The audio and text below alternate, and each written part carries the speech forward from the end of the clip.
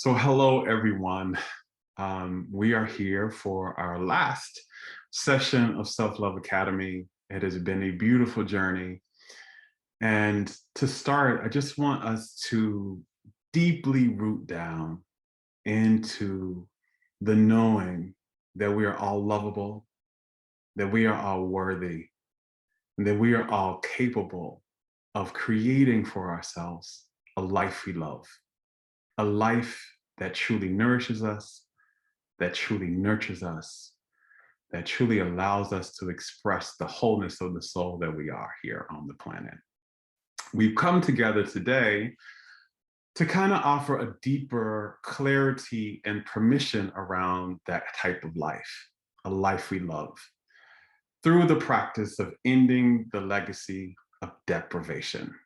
And we have a very special guest today to help us in that permission and in that clarity, and that is Cheryl Richardson. Cheryl Richardson is a best-selling author of one of the books you all already know because it was one of the featured books in our academy, which is The Art of Extreme Self-Care. And another book, I don't think this is our only book, but this is one of my favorite books as well, which is You Can Create an Exceptional Life, that she also wrote with Louise Hay. She's a motivational speaker and a master coach. I have been following her for many, many, many years, and her teachings and work have deeply helped me in my own healing journey. So without further ado, I'd like to introduce you to Cheryl. I'm going to add her in right now. Hi, Cheryl. Hi. How are you? I am beautiful. Thank you so much for being here. And I want to say I wanted to speak to you for two main reasons. One was reading your books and following your work helped me see, one, that I had a PhD in deprivation. And it was like reading your books, especially the first, and again, it was just the first chapter. It was me. It was every single word. Also in your intro, every single word was me. So what you have shared and what you wrote and what you teach really transformed my life and helped me heal. Because as a matter of fact, it helped me see that deprivation was the core behavioral pattern and energetic pattern that was at the root of my kidney failure. And it was part of me helping heal myself. The second reason is because I primarily work with empaths, Black folks, and gay men. And these three tribes I have found across the world, I work with people around the world, and I have found one of the core behavioral patterns they have is deprivation.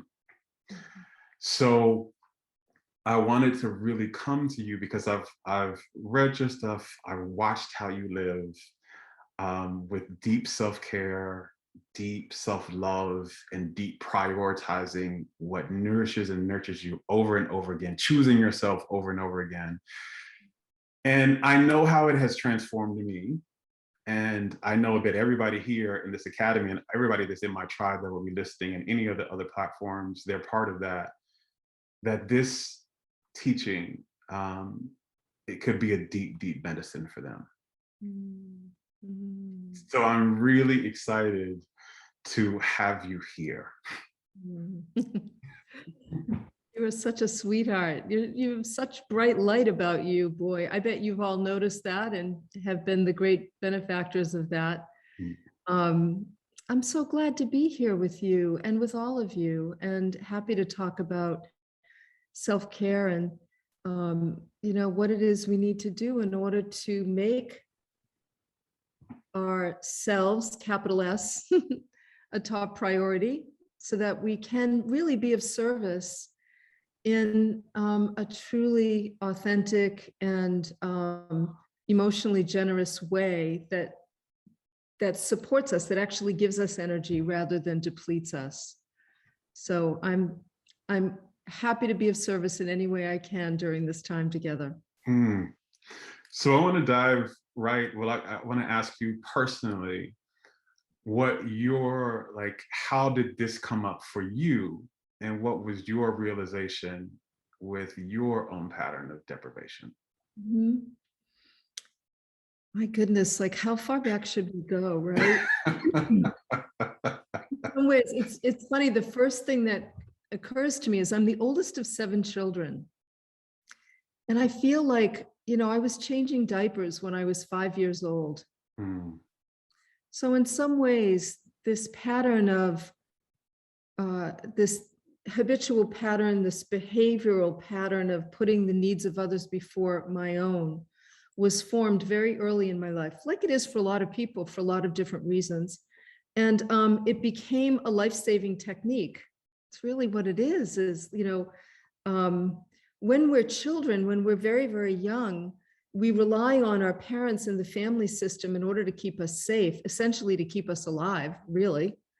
And we do whatever we can, whatever we need to do in order to stay alive. And that might sound dramatic, but if we could see through the eyes of a child, we would understand that it actually is that significant. So I think it began for me then, and continued, helping my mother to take care of all of these children, and wanting to be a good girl, wanting to be a good girl, a good sister, a good daughter. I joined a family business when I was 16, so it continued there as well, helping to support the family. We didn't have a lot of money. We were kind of, we were pretty, I guess, I would say a poor family. We didn't have a lot of resources. So at a very young age, I was also working to help support our family. And I'm so grateful for all of that now. It was hard, and there was really crappy things that happened as a result of that. But looking back, I'm just so grateful. I mean, for years now, I've been teaching what I've needed to learn. And I think that's some of the best teaching we get, when people are not only teaching what they need to learn, but are actually learning it and doing something about it. I think that's really important. And so I was lucky because by the time I was 19, I was working in the family business and I wasn't happy. I was doing something that a lot of people do, which is I was doing work that I was really skilled at. My father was a tax consultant, and I became passionate about the IRS tax code. I am no longer passionate about the IRS, but I was really good in math. And this is long before computers did calculations. We actually did as human beings, and I loved it. I was skilled at it. But after a while, I realized I was very skilled at this, but I didn't really love it. I wasn't passionate about it. I was passionate about the clients I was working with. And when I was 19, I realized I didn't want to do this anymore, but I was an integral part of the family business, the family system, the support of the family. And so I did something really unconventional that I think is the first thing we all need to do when we decide that we want to take our self-care to another level, regardless of where you're at, right? I went outside of myself and asked for help, and I hired a therapist at the age of 19. So that was a long time ago, because I'm 61 now, and it was pretty unconventional back then. So I hired her. I remember she was a lesbian feminist, which back then was a really radical move on my part. Because she just took no prisoners. It's exactly what I needed. She was such the powerful counterbalance to me, the good girl. And my father, I often joke, I don't know how many of you are familiar with Archie Bunker, the All in the Family TV series. Well, my father kind of made Archie Bunker look like a feminist, So she was radically different, which was a good thing, because she challenged me to go way to the opposite end of where I was. Not that I would have ended up there, because that's too dramatic of a change, but she really helped me find my voice, and she helped me to take a serious look at what was going on and how unhappy I was and how I needed to make changes. But she had me do it on a fundamental family systems level, which I'm also a big believer in doing really good therapy in order to free yourself from the chains of your history because for a lot of people who grew up in dysfunctional family systems, which is like 99% of the world, right? You're growing up in a system that is invested in you staying a part of that system. So number one, you got to go outside the system to get help. That's the first thing you always do when it comes to practicing up-leveling your self-care. And then number two, you've got to have a support system, because it's a really brave step to decide, I am going to make myself and my needs a priority in spite of what the system tells me I should do. And we have all kinds of systems. You could also call them tribes, although that's not always as sensitive a word these days. But so let's stick with systems, but it could be the family system. It could be an educational system. It could be a religious system. It certainly is a patriarchal system that hurts all of us, men and women alike. For me, it was also, I was raised Catholic, so there was this religious system that really kept me embedded in this belief that my whole life was about being of service, and I would get the good stuff later on when I died and went to heaven, you know? And that was a very important, integral part of my early belief systems, a belief system. And this is something for all of us to think about, like, what are the early belief systems that get embedded even at pre-verbal stages that are still running our lives today, you know? So as time went on, if I look back over my life, I see a series of that same kind of thing. I'm no longer content with where I am. I'm depriving myself of something important. It's time for me to reach out for help and take my self-care to another level, take it to another level. And it always involved remembering something, I think, that may have come from the 12-step programs. I'm not totally sure, but you know the saying, if your best thinking got you here, you need the thinking of someone else. Well, every single time I've wanted to sort of upgrade my life, I, thank God, have learned to reach out for help and get somebody who has already done that to help lift me up. And I think we all need to do that. And ultimately, you know, my books is an attempt to kind of be a preliminary way of doing that for people, introducing them to the notion that, you know, you don't have to live the way that you're living. You actually, and you're not doing anybody any favors, by the way, because the truth is, if we are doing things out of guilt, obligation, history, those are arrangements. That's not out of love. And ultimately, you know, if you and I are having dinner and Jerome, you're there just because you feel obligated, like you didn't want to disappoint me, or you didn't want to cancel dinner, or you feel like we've been friends for 20 years. And even though I only talk about myself and I'm always complaining and I'm never changing my life, but you just feel really bad. So you have dinner with me. I mean, if I really was healthy and I understood that, I wouldn't want anybody having dinner with me or helping me out of guilt and obligation, right? I'd want it to be from an authentic place of connection and love. And that's kind of what we're working towards here. So anyway, that's kind of a long-winded beginning to how I got here. Every book I've written because I was working on the things that I was writing about. It's funny, somebody just said to me the other day, when are you going to write your next book? And I said, you know, I feel like I've written all I've needed to write about self-care, emotional self-care, physical, you know, I mean, I could do a health and fitness book. Probably not going to do that, people. Spiritual self-care, practical self-care in terms of using our time wisely. I am working on a project for Sounds True called Self-Care for the Wisdom Years, which is looking at self-care later in life, but that's going to be an audio program. But the point is, I am first and foremost a student of life. And I came to this planet, it's very clear to me from a young age, I came here with my own sort of spiritual and emotional development as my top priority. Everything else that happens is just a byproduct of that. And I'm very clear about that, especially now, later in life. If it doesn't challenge me, if it doesn't help me to become a better person, you know, in some way, I'm not really interested. I'm kind of bored with it otherwise. So Yeah, I had that same awareness for me as well. So I get it 100%. Yeah.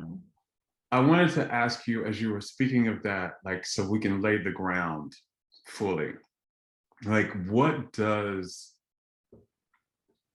depriving ourselves or deprivation especially a legacy of it, because those words together Mhm. really mean something. So what is a legacy of deprivation? Like, what is that? What does that mean? And how can we begin to recognize where we have some of that? Mhm. Like, how can we recognize that we are in a legacy of deprivation? Mhm. Well, it's an interesting question. Certainly, we've got the legacy, if we look at our own individual lives, and what I just described to you is a good example of how going all the way back, learned behaviors just caused me to naturally put the needs of others before my own. That is like breathing to me. So even today, after all I've written and all the coaching I've done and all the ways I've been coached, I'm still very consciously aware that my first impulse is to be of service, to help. Let me say help. That's a little bit different than being of service. Um, so it's my first impulse. And so that's that legacy. And we all have a variety of, I guess, different legacies, if you will. Then I can look at myself as a woman and I can say, well, I have a legacy as a woman of helping, of being in the subservient role. If we look historically at the role of women, right? We haven't had the right to vote in the United States, for example, for really very long, if you think about it. And then if you also look at, for all of us, regardless of race, sex, gender, all of us, if we go back, let's say, I don't know, I should look this up to be accurate about it, but let's say 150 years ago, the reason people had children was to work the fields, right? To plant and grow food and to, deal with the animals and all of that. And so it wasn't like, you're out working a 12-hour day and your father makes some comment to you about how you're not working hard enough. Nobody was ever going, Dad, that really hurts my self-esteem when you talk to me that way. And, we need to really have a conversation about, like, that never happened. This whole notion of psychological growth and self-esteem and caring for oneself is a new conversation. So we have a legacy of unconsciousness. We have a legacy of, in some ways, let me see, do I really want to say this? In Yes. some ways, we are pretty primitive Mhm. in our development. If you look at the planet and we look at the level of consciousness, I'll call it that, or I could call it the level of maturity. You see, when you have a legacy of deprivation, when you feel like you don't have enough, you're always trying to get something from someone else, either overtly or covertly in really sneaky ways that make you maybe look really good, but the truth is you're still trying to get something, right? So we do have this sort of legacy of unconsciousness and of immaturity. I kind of joke now a lot of times with people. I was just last week, I was in the middle of a I was in the middle of a program, and I was having lunch with one of the people that was involved with the program. And this person, I'm a little embarrassed to admit this, but this is kind of the beauty of getting older, is you really do care less about what other people think. You also lose a few filters, which is dangerous. But I was having lunch with this person who had a lot of drama in his life. And let's say he was over the age of 50 and he was going on and on about this, drama. And I was thinking to myself, okay, how soon can this lunch end? Because I don't have a lot of room in my life for drama anymore. I really don't. I like, my life is a drama-free zone. 95% of the time it is, and that's intentional. And, this person kept saying to me, I don't know what to do. Tell me what you think I should do. What do I need to do about this? What do I need to do about that? And then I just heard myself say, can I be really honest with you, even if it might sound a little harsh? And he said, yes, please tell me, what do you think? I said, you really need to grow up. You need to grow up. You're 57 years old and you're sounding like a 20-year-old. So what does that mean? It means that the deprivation this guy was feeling about the things that weren't working in his life and the relationships that weren't working was this emotionally young person expecting that the outer world was somehow going to fill him up. And I'm here to tell you, people, that's a losing game. Nobody's coming to save you. It's nobody's job to fill you up. It's nobody's job to give you permission to start getting your own needs met or to get your needs met at a whole other level. That's your job. And in some ways, this whole conversation about deprivation and self-care is really about us becoming adults more often than not. I mean, I feel like that's so much of my own self-care now. Like there are many times where I'll see myself behaving in some way and I'll say to myself, girl, you are in a regress state right now. You might be 61, but you're acting like a 12-year-old. Knock it off. Like grow yourself back up right now. What do you need in order to grow yourself back up? I mean, that's a common question that I ask myself and other people that I'm talking with. So this legacy of deprivation is complex. It's multi-layered, comes from different places. And so what does it mean to you now in your life? All you need to do is stop and ask yourself, what do you not have enough of? Right? Do you have enough time in your life? Do you have enough space in your life for you? Those are two different things, by the way, very different. Do you have enough time? Do you have enough space? Do you have enough loving, authentic, juicy connection with other people that is mutual, give and take, and intellectually stimulating, emotionally stimulating, spiritually stimulating? Or do you have a whole bunch of one-way relationships? Do you have enough financial resources? Because like it or not, money is going to dictate how you live your life. So are you taking care of your financial health in a way that is giving you enough money so that you don't feel like a slave to, you know, work you don't want to do, or, you know, people that you don't want to be engaged with, or projects that you don't want to do? Like, what is it that you need more of in your life? I mean, that's how you determine at this point what your level of deprivation is. Yeah. You've helped me. One of the things that you helped me see in this conversation was, but also in your work, was the ways that I had been depriving myself. And I'm going to parlay this into something I spoke about in the beginning about the different tribes and why this is important to them. Was I didn't have enough spaciousness and rest. I also wasn't having enough fun and fulfillment. And fulfillment for me was writing. I wanted to write more. And there were things to do it. And I wasn't doing that because I was in the role of overgiving and caregiving and all of that. Like and that had become an identity.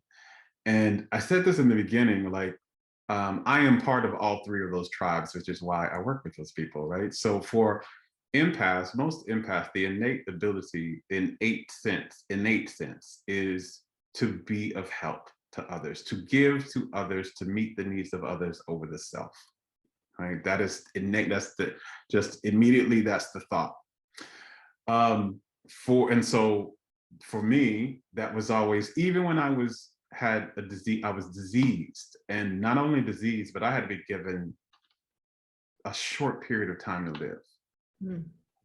But here I am still. If my parents called and they needed something to do, I'm literally on dialysis. After dialysis treatment, I need to sleep. But if my family or somebody needed something, here I go, right? And being resentful and all of that over that because my needs are not being met. But it wasn't, as you were saying, they weren't going to do it. I needed to prioritize my rest. I needed to do these things. Also, as in the Black community, we have a history, especially American Black.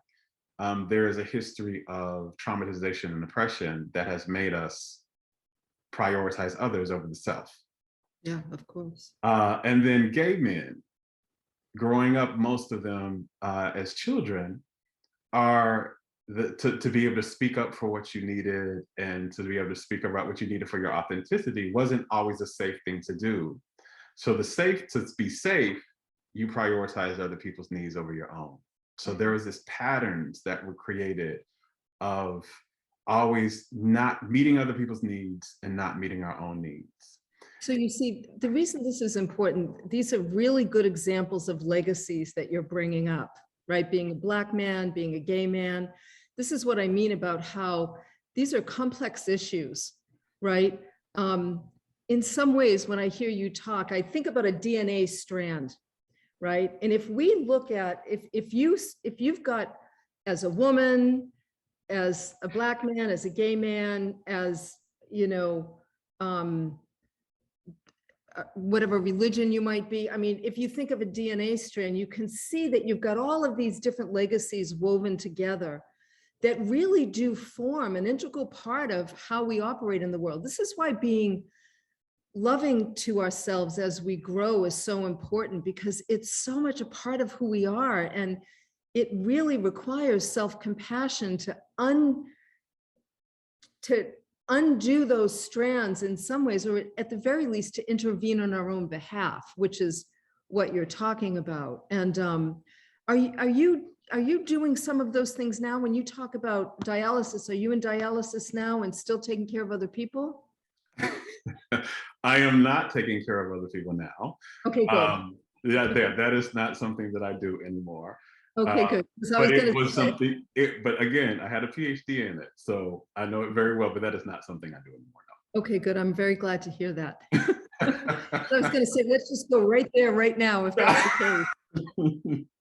Yeah, that was something I did for a very long time, though. But that was because it actually, since you said that, this is something I want to speak about. This is something that jumped out in the book that is right in alignment with what we're talking about. Because you talk about one of the ways we deprive ourselves is being so overgiving, not necessarily that giving is a deprivation, but overgiving. And you said that there's a high price for being so generous. And you say it's the price we pay in our very bones. Right, right. Go there. Well, yeah. And then I would also just love to hear from other people about where they feel deprived in their lives right now. And maybe we can do some coaching around that in a way that would apply to everybody, that you can get some really good sort of practical support. But here's the thing, What I've found after coaching for, 25 years or so, is we can get away with that overgiving in our 20s and 30s, even our late 30s. When you start to get into your early 40s, the adrenal system starts to get really tired. And so things start to happen as we get into our early 40s, mid 40s. Some people, their hair starts to fall out. They feel chronically tired. Their hormones are all over the place. They've got sleep issues. They can't sleep through the night, wake up in the middle of the night with thoughts racing in their head. That old statement, tired but wired. You feel really tired, but you're also wired. We also see a lot of that happening with the electronic use that goes on nowadays. But eventually, when I say it takes its toll from your very bones, what I'm talking about is the body is the last place for stress to show up. So when you accumulate a whole bunch of stress because you're overgiving, you're constantly pulling on the body's adrenal system over again. So that, later in life, you start to see a lot of chronic illnesses, depression, anxiety, fibromyalgia, chronic fatigue. These are very common issues that I've seen with people that I've worked with, spent a lot of time working with women. So I can speak more about 95% of women than men, but the men that I've worked with who are overgivers have their own, similar adrenal system issues. So it's really important that we recognize that it's the last place that stress lands is in the body. And what sucks is as you get older, if all of a sudden you've been extracting energy from your body over and over again, So that now you need caffeine in order to keep yourself going, or you need sleeping pills in order to be able to sleep at night. Yes, which keeps contributing to adrenal burnout. What sucks is that, later in life, all of a sudden, you start coming up with these health issues that make it difficult for you to actually enjoy your life. And I certainly experienced that in my early 40s. I was traveling all over the place. I was, living the high life on television, writing books, living the kind of life most people were, would look at and go, oh my God, I would want a life like that. The life that we're fed to believe is great in our culture. But boy, by my mid 40s, my adrenal system was really shot. And I had some significant health issues. Perimenopause was not pretty for me because my hormones were all over the place. And so, yeah, it's really important that we sooner rather than later do things like, for example, if anything that I've talked about, any of the symptoms I've spoken about or something that you can relate to, I always remind people that, yes, there's a mind-body connection and it goes both ways. So if you have a hard time, for example, sleeping and calming your mind, you probably need to get your body treated. You need to look at your adrenal system. You need to see a naturopath or a functional medicine doc to really replenish all of the systems of the body that have taken major hits over the years so that your mind can calm down or work in concert with your body in a more effective way. And that can be a very important, powerful method of self-care later in life. It certainly has been for me. I use Chinese medicine a lot, acupuncture, really the support of a great naturopath, really good supplements. And now I'm very pleased to say that the last piece for me was about feeding myself well consistently. And I've dedicated, this last year to doing that. And it's been an enormously powerful act of self-care on many levels, not just physical. So. So anyway, should we see like what's up for people? And yeah, let's absolutely do that. The people that are on live now are all the tribe members, and we've done much work on already on being aware of what you need and where you may be missing what you need. So you'll have clarity around that already. So you can put some of that in here and get help from Cheryl. So we have a question coming in already. We have several coming in now, but the first one is asking, I feel deprived financially.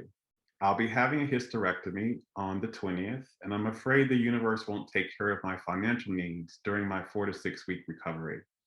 Any suggestions or coaching on this matter? So this is PJ, right? Yes. So PJ, can we talk? Can I talk to you? Oh yeah, sure. Oh, good. You can unmute yourself. There you go. Hi there. Let me spotlight her real quick. Oh yeah, let's do that. Hi there. So first thing I just want to say to you is, have you ever had surgery before? Yes, I had my fallopian tubes removed 2 years ago. Okay. So there's a wonderful website called healfaster.com. Have you heard of it? I have not. Yeah, great. So I want you to write that down. Heal Faster. By the way, so this is a good example of coaching. Coaching is both eliciting wisdom from clients and offering support, but also having really great resources at hand. So healfaster.com, there's a book called Prepare for Surgery, Heal Faster. It's a great resource for anybody who has to have surgery. I used it years ago when I had fibroids removed, and it cut my recovery time in half. So just check out that book, do everything she says. It'll make a big difference. It'll help you a lot. So PJ, I want to be really sensitive about how I respond to your question. So it's almost like I want to do it in two ways. I want to kind of step back and globally talk about it, so in a way that speaks to everybody here, and then sort of, zoom in on you specifically. So this is not personal. I want to be sensitive about that. I'm always very careful to notice. I've seen this happen. So many people have said this, where they'll talk about, I hope the universe is going to support me. Well, the first person who needs to support us is us. We work as co-creators with the universe. And so sometimes, I don't know if this is true for you, PJ, but I'm just going to speak about it. Sometimes when we're in more of a regress state, when we're under stress, we can go into a regress state. What do I mean by that? We become, we're not our current age. We actually go to a younger part when we're scared or feeling vulnerable, right? How many of you have ever had the experience of being in a conversation with someone who gets their buttons pushed and you suddenly feel like you're talking to a 6-year-old in an adult body? Anybody have that experience? Yeah, right? We all do this. It's a normal part of being a human being on planet Earth. So sometimes when people talk about wanting the universe to take care of them, that's an indication that they're in a regress state. Like, I hope mommy takes care of me. I hope daddy takes care of me. And when we do that, we give our power away, because suddenly we're relying on something outside of us to take care of us rather than doing it ourselves. Now, listen, things happen. Surgery comes up, for example, and suddenly, you know, we're taken out for a while. So the real question is going to be, and we can talk more about this, the real question is going to be, you know, what do I need to do to take care of myself financially as I deal with this situation? What we want to hopefully do is be taking care of ourselves financially before these situations occur, right? What does that mean? Creating a debt elimination plan and working at paying off our debt. I remember working 2 jobs early in my late 20s because I didn't want to have debt anymore and I wanted to become somebody who lived debt-free. And my second job went against any of the debt, went against paying off any of the debt I have. So living debt-free, living within our means, saving money, especially as you get older. I talk to too many women in their 50s and 60s who have 0 savings, as if there's some big parent in the sky that's going to protect them when they're 65. Not going to happen. So generally speaking, we want to be looking at taking care of our financial health early on. So PJ, in your situation, do you have a job? Are you self-employed? What's the deal? Self-employed. I'm self-employed. What kind of work do you do? So I own a small business. I got a patent for a hair and beauty product. So I sell it both to consumers as well as through retail. Okay, great. And do you have anybody working with you? I have someone who does my fulfillment and distribution. Okay. Anybody else who does sales? No. Nobody, no assistant or anything like that? Okay, great. So one of the great lessons from this situation is, if you rely on this income primarily, then coming out of surgery later on, it's going to be really good to look at, what do I need to put in place so that if something happens, I've got somebody I can rely on to run this thing while I'm out of commission, right? So it's just food for thought. Write that down. That's like a future plan. So are you, I want to be sensitive here, but let me just ask you, are you going to be in the hospital for a while, or is this going to be day surgery? It's going to be outpatient. Outpatient. So now I know, yeah, I know exactly what's going on. Great. So your, does your business require you to be going places all the time? No. Okay, perfect. Your recovery is going to probably be a lot easier than you imagine it will be, which is a good thing. So the question is, you've got till the 20th. I would be looking at, what can you put in place ahead of time? How can you take care of people, fulfill some needs ahead of time? I wonder too, if you could call upon your fulfillment person to maybe even, like, could you give them a list of customers to check in with for the first couple of weeks, let's say, potentially to take orders for you while you're just in that first. I mean, I have a good friend of mine who just had this surgery a month and a half ago, and within a week she was back to work and she actually had a job. Yeah. Now, you know, we're all different, but I'm just, and believe me, I'm a proponent of taking as much time as you need to recover, of course, without a doubt. But maybe your fulfillment, do you have a good relationship with your fulfillment person? I do. Yeah. I do. Awesome. I would look at, who are my top 10 customers, and can I give my fulfillment person their name and phone number, and maybe have them connect with them over the first week to 2 weeks to fulfill any orders directly, so that you have a sense of money coming in while you're doing the surgery. Are you worried about actually keeping a roof over your head? No, I'm sure that will be fine. Okay.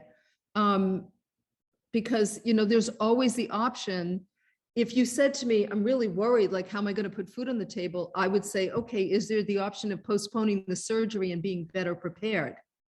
That's also, with self-care, we have to look at all the options, right? So anything you can do to prepare ahead of time with potential sales for the first week or two would be smart. And then it's really important as the CEO of your company to ask yourself, how can I not be in this position again in the future where I'm worried about my financial health while I'm dealing? Can I ask how old you are, PJ? I'm 41. Okay. All right. So you're young. So get this now, girl. Get what I'm saying to you now. Don't, I don't want to see you at 50 not getting this, or at 55 or 60. Like, put a plan in place. And you might be a great candidate for a virtual assistant, which is somebody who works outside of, you don't provide them with an office. They have their own. You just teach them about your business. You have them do all the administrative stuff you wish you didn't have to do. You only pay them for when you need them. I have 2 virtual assistants. Both of them work part-time. I have 2 because I want both of them knowing what the other does, because people get sick. Yeah. Right? So write this down, assist you. So ASSIST, the letter U.com is a great resource for finding and learning about virtual assistants. That would be a really smart kind of insurance policy for you to put into place. Yeah. Okay? And good luck with the surgery. I have this little prayer book that I've had for a long time, and I always put people in it, and I'm putting you in it right now.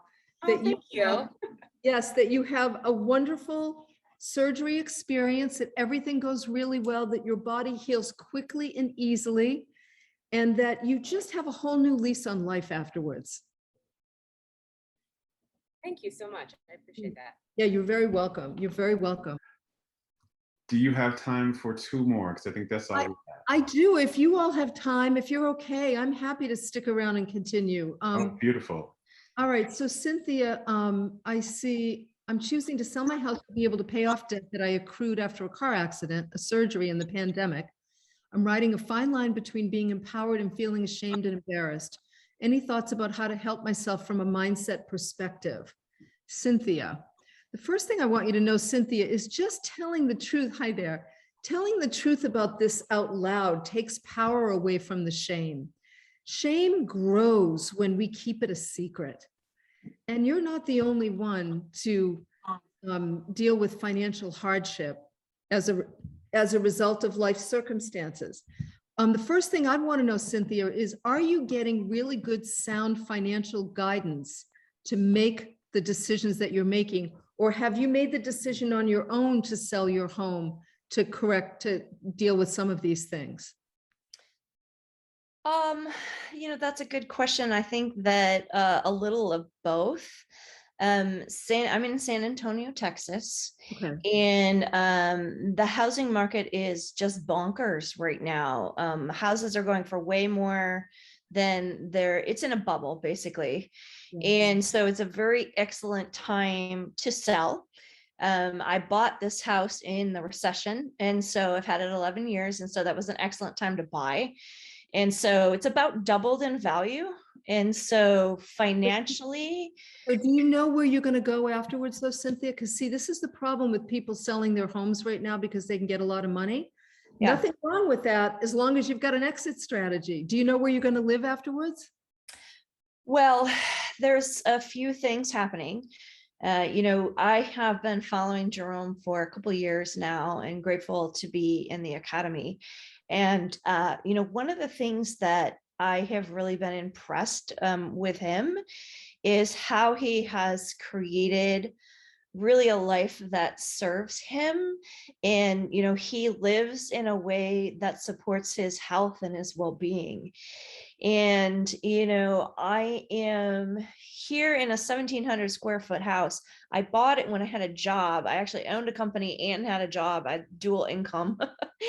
I'm just going to interject right here. Yeah. I'm doing that for a reason, because I want to stop the story and I want to get to the reality. Yeah. Our stories just become patterns. Let me just find out from you. Do you have some place to go already in your mind? Yes, I right. checked out Weaverville, which is right outside of Asheville. Okay, and you can rent or buy and be able to afford to do that.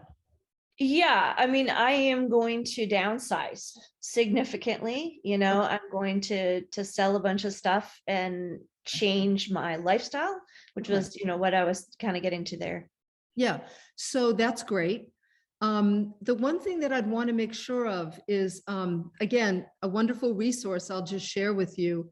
There's a woman that I sometimes refer people to who's a financial, she's like a financial expert, a fee-based financial planner. So for example, people who are making major life changes financially, if it's really important that they get good financial guidance, especially when there's different kinds of debt involved. It might be worth it to you to spend a couple $100 if you have it to meet with her via Zoom and lay out exactly what's going on so that she can let you know, for example, maybe you don't want to sell your home because you can do this with the medical bills, or do you know what I mean? Like there's a different moving pieces. So I'm going to just, let me see, hold on one second. I'm going to put her website. This is somebody that I use when I'm making important financial decisions just about our lives. And it might be worth it. It's great that you're going to downsize. I think that's fantastic. Anybody can use this resource, by the way. I just put it in the chat box. And it's great that you're going to shift how you're living. But here's the important thing to know, Cynthia. This is why I stopped you in the middle. Just because we sell a house and we suddenly have this money and we pay off all our debt, it doesn't mean that we suddenly become people who learn to live differently financially. We grow up financially slowly over time by the step-by-step process of becoming more mature with how we handle our money. Sometimes the first step is to get really good financial guidance. 90% of people who win the lottery go broke within 5 years. And the reason for it's kind of like losing weight. If all of a sudden you go on a crash diet and you lose all this weight, if you didn't learn how to build a good relationship with food and to feed yourself well over time, most people will gain all the weight back that they've lost. So what I want to do for you, Cynthia, when, one of the ways that you can circumvent the shame is to say, you know what, I'm going to use this situation to grow myself back up. I'm going to get educated about my financial situation from somebody outside of me. I'm going to make sure that I'm actually making the right decision right now at this time, instead of just thinking, oh my God, I can get double my money and pay off everything and then feel better. Yeah, but everywhere you go, there you are. So we want to make sure that who you are is changing as well as your external circumstances. Does that make sense? Yeah. Are you in recovery? My honest to God, the beginning of all my work began in Al-Anon many years ago. So, and was very well informed by that. I spent 8 years in Al-Anon adult children early on. I grew up with alcoholism in my home. I know this world very, very well. So I'm 8 years sober. Okay, well then, sweetheart, please talk to Melissa Sweet or somebody. Like, it's so. I have a financial advisor that I've been using. I used to, before I started my own business, I used to be a professor. And so, I have a little bit of a retirement. Okay, but see, there's a difference. I want everybody to hear this. There's a difference between a financial advisor who looks at your money in a retirement and tells you how to invest it, and a financial fee-based planner who has no vested interest in anything that happens with your money, is just going to look at everything: your income, your debt, a budget if you have one, how much you have saved, how much you owe, and they help you to make the right financial decisions in your whole life. All of us would benefit from that education. I have benefited immensely from that education. So that's how we grow ourselves back up. And grown-ups don't feel shame about decisions. It's when we've made decisions from a younger place. You're in recovery, you've been sober.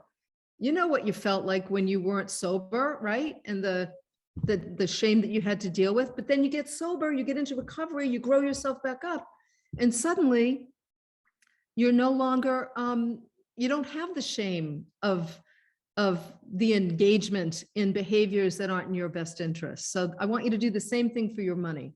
Okay? Okay, thank you. Awesome. You're very welcome. And then the next one was, let's see, Karina. I'm feeling overworked and very emotional as I face divorcing my husband of 24 years, together 35. I've been in 12-step. He was a primary breadwinner. I've worked various part-time.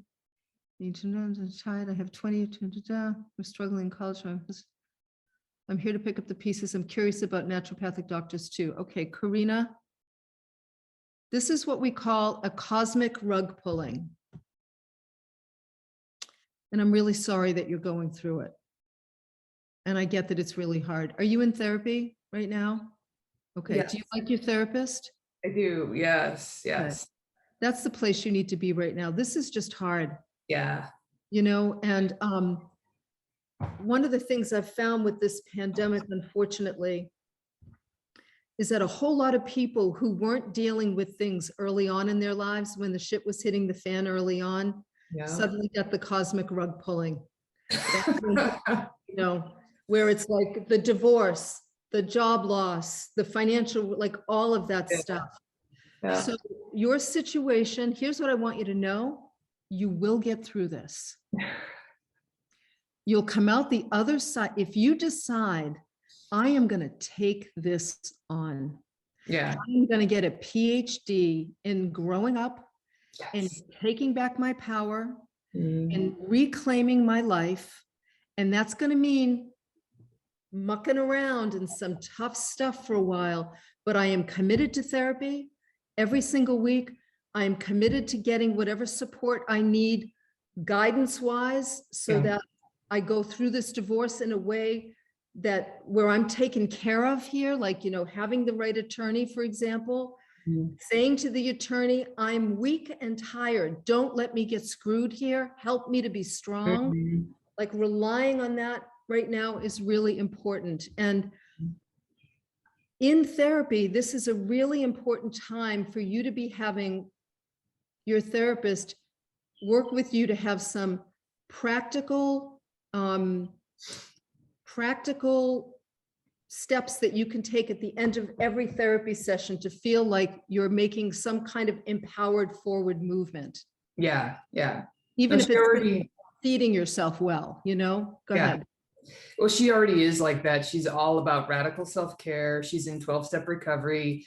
Good. I'm dealing with, I think, a narcissist, and my sister was an overt narcissist and active alcoholic. And so, you know, I went from being treated like garbage by my sister to being treated like garbage by my Yep. husband when I was 18 years old. And I was just hooked. Yeah. And So the other thing, Karina, this is really important. I want you need to get educated about narcissism. I want you to go on YouTube and hold on just one second. I'm going to tell you, you may already know who to pay attention to, but bear with me, people. Dr. Ramani, I've been watching her stuff Perfect. daily. I want you watching her stuff. Daily for the last year and a half. I want you to be educated on narcissism, and I want you to even talk to your therapist about sometimes when people are going through divorcing a narcissist, I actually specifically recommend they work with a therapist who specializes in narcissism. Yes, no, she does. She's a coach who specializes in divorcing narcissists. And so, But is she also a therapist? no, she's a coach. Okay, because coaching and therapy are two distinctly different things. And I'm going to warn you ahead of time, I have energy about this. Because you got into a marriage with a narcissist for very exquisitely accurate, important reasons that need to be understood on a family systems basis. You married your sister. Yeah. It's great, which came from someplace too. Yeah.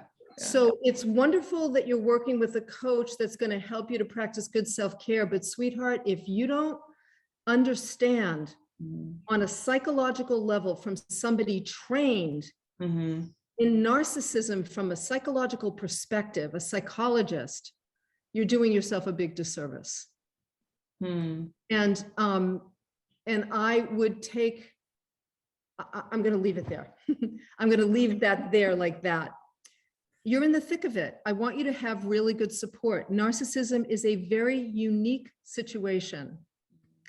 I would look at some of the resources that the doctor you're watching on YouTube recommends, certainly reading her book. Yeah. But if there are any therapists that she recommends, Zoom has opened up the world to all of us, which is fantastic, because you really need to understand narcissism, because otherwise, Karina, you're going to do it again. I know. Yeah. And I want to look at what's.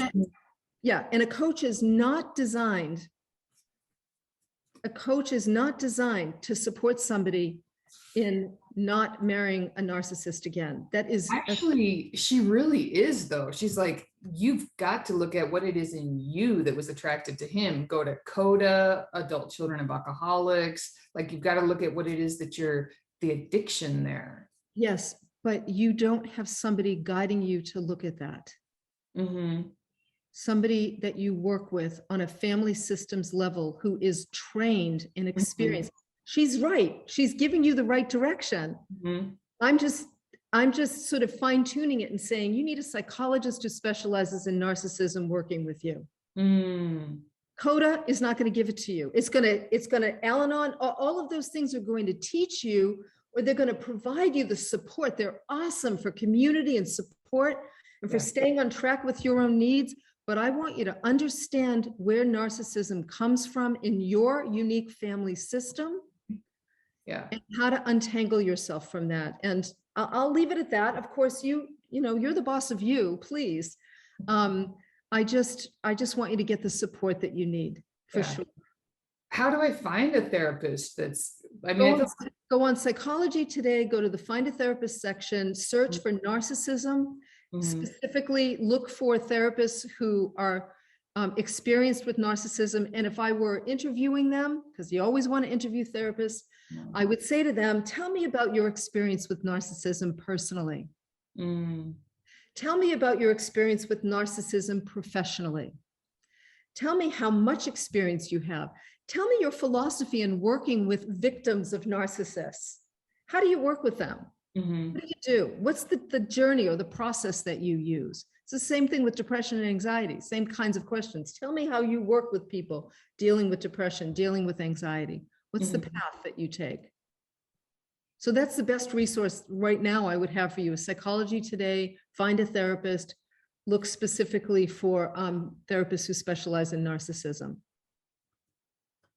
You're going to get a PhD in self-care as the victim of a narcissist, and you're probably going to wind up helping a lot of people with what you learn, Karina. That's what I expect. All right. Okay. Thank you. Very welcome. All right. I think I'm going to leave it there. I know we kind of went over time, but yeah, Jerome. Thank you so much. I'm glad to be with you. It was an honor. And I just want to spotlight something that,